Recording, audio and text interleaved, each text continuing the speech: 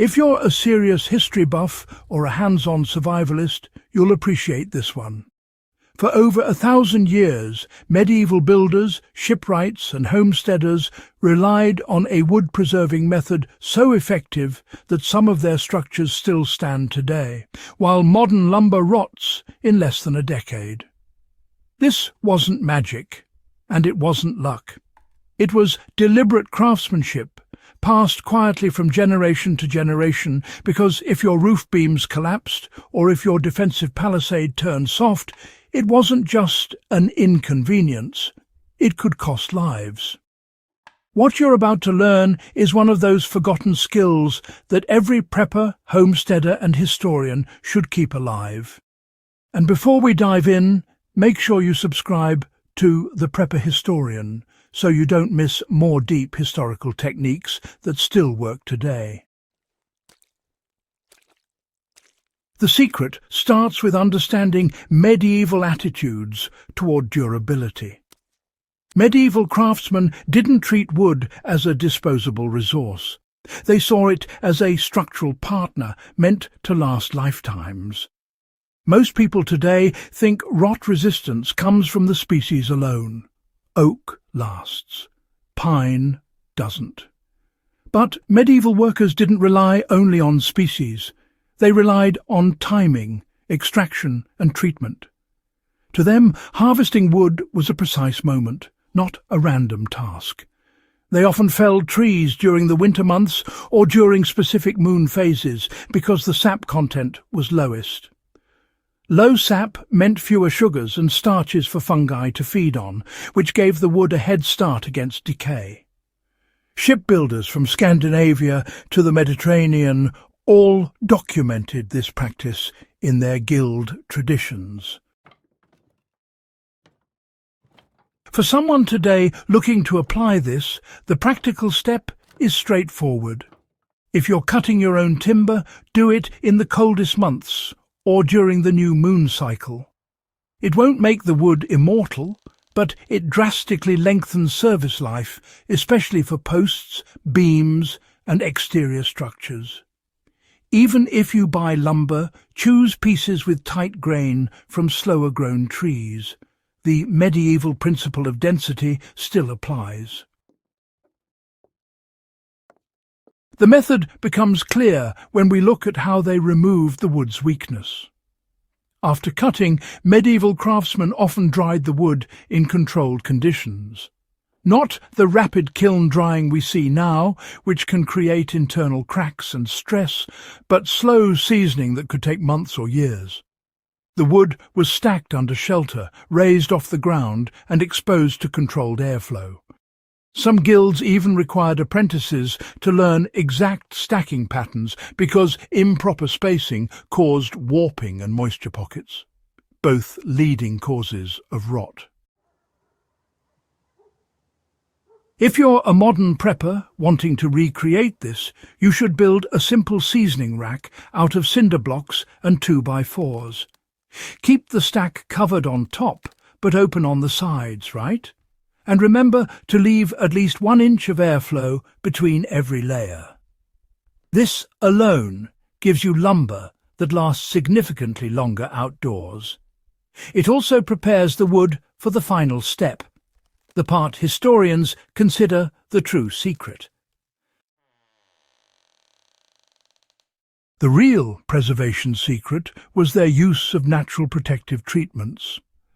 Medieval builders didn't have chemical preservatives, but they had fire, tar, resins, tannins, oils, and smoke. The most famous example is the Japanese yakisugi method, but Europe had its own versions long before.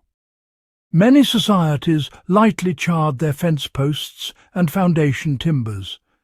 They didn't burn them into charcoal, they singed the outer layer until it formed a protective carbon shell. This shell repelled insects, discouraged fungi, shed moisture, and hardened the fibres. Archaeologists still find medieval posts preserved underground because of this treatment. Another widespread method was soaking wood in oak bark tannin baths. Tannins penetrate the fibres and give fungi a miserable environment to work in. The Vikings did this with ship parts. Medieval English towns used similar methods on bridge timbers. Even castle gatehouses used tar-based sealants, pine resin mixed with charcoal and animal fat, to waterproof and protect the wood. To use this today, you can build a basic charring station using a propane torch. Pass the flame over the surface until it turns dark, then brush away loose carbon and seal it with boiled linseed oil. Or, if you prefer the tannin route, boil oak bark in water for an hour, let it steep, then soak smaller pieces of wood for several days. You get a medieval quality preservative with zero modern chemicals. The long-term durability came from combining methods, not relying on just one, you know. A medieval carpenter wouldn't simply char a piece of fresh wood and call it a day. They combined techniques: winter harvesting, slow seasoning, charring or resin sealing, and intelligent placement. Ground contact posts were charred. Roof beams were seasoned for years. Ship planks were treated with resin and oil blends. It was a system, not a shortcut. That's why their wood survived for centuries. You can replicate this system the same way. For example, if you're building a long-lasting off-grid shed harvest, or buy denser lumber, season it properly. Char the ends of any boards that will touch the soil. Treat exposed beams with a tannin wash or resin oil mixture, and keep everything elevated and ventilated. You're applying medieval knowledge at every step in a modern context. The survival value today is as strong as it was 800 years ago. For preppers, this knowledge matters because modern lumber is treated for speed, not for longevity. If chemical preservatives disappeared tomorrow or supply chains broke down, medieval techniques would still produce rot-resistant wood using nothing but heat, bark, oil and smoke. Homesteaders can build fencing, outbuildings, water structures, or even basic boats with lifespans far beyond untreated wood.